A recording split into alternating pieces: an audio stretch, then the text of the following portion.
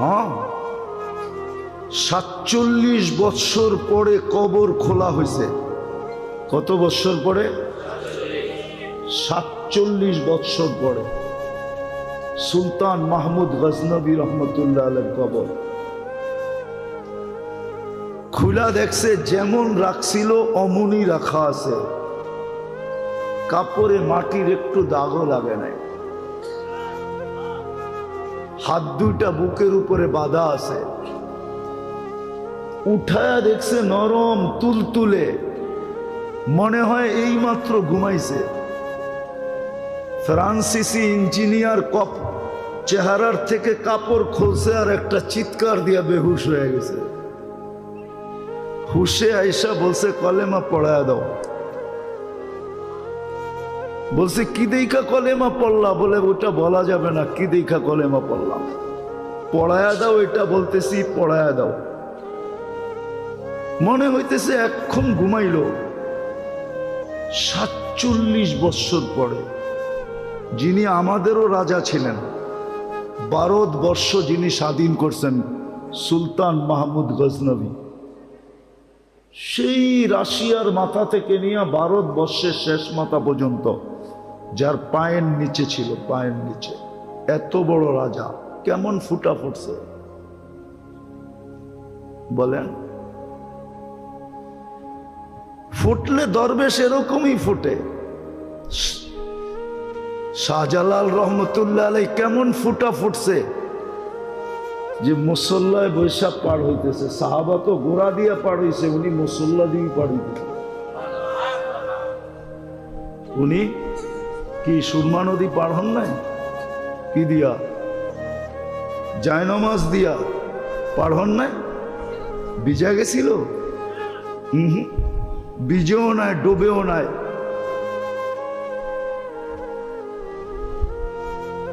এরকম ফোটা ফুটছিলেন।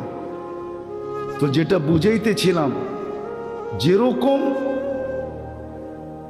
যেরকম চাঁদের আলো না হইলে আমাদের ফুলে কোনোদিন ঘ্রাণ আসতো না, বিজ্ঞান বলে কালার আসতো না,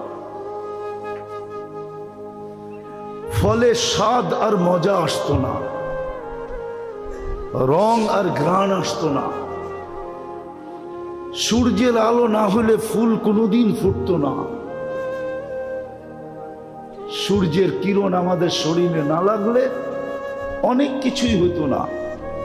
তদ্রূপ আল্লাহর রহমত যতক্ষণ পর্যন্ত আমাদের উপরে না হবে, যুবকের উপরে যদি রহমত না হয় তো যুবক ফুটবে না, পুরুষের উপরে না হলে পুরুষ ফুটবে না, নারীর উপরে না হলে নারী ফুটবে না, জীবন কেটে যাবে, ফুটবে না। আমি ওই ফুটন্তের কথা বলতেছি, মনে উঠলো বিদায় বলতেছি। লাশ জারি হোক, যুবকের হোক আর বৃদ্ধের হোক, নারী হোক আর পুরুষ হোক, ধনী হোক আর গরিব হোক, রাজা হোক আর প্রজা হোক, রব্বে কাবার কসম, জীবন যদি ফুটলো তাহলে লাশ কবরের পাশে নিবে আর কবর সেলুট দিয়া বলবে, ইদান উহাব্বিলু লাকা বাতনি খাদরা, ইদান উহাব্বিলু লাকা বাতনি খাদরা। তোমাকে রাখতে দেরি, আমার পেট সবুজ শ্যামল হইতে দেরি হবে না। ওয়া ইউহাব্বিল জিসমাকা নূরা, তোমার শরীর আলোকিত হবে। ইয়াসআদ রূহুকা ইলাল্লাহ, তোমার রূহ আল্লাহর সান্নিধ্যে চলে যাবে। তারাল জান্নাতা গুদুওয়াম ওয়া আশিয়া, তুমি সকালে জান্নাত দেখবে, বিকালে জান্নাত দেখবে যদি ফোটে। কিন্তু এটার জন্য শর্ত হলো আল্লাহর রহমত আসতে হবে। যুবকের যৌবনের উপরে আল্লাহর রহমতের ছোঁয়া লাগতে হবে। নারীর নারীত্বের উপরে কয়দিন থাকবা ওইখানে, কয়দিন থাকবো এখানে? 60-70 বছর, এর বেশি তো এখানে থাকার সুযোগ নাই। 60-70 বছরই থাকবো, বেশি দিন তো থাকবো না। কেউ থাকে নাই, কেউ থাকবে না। কোরআন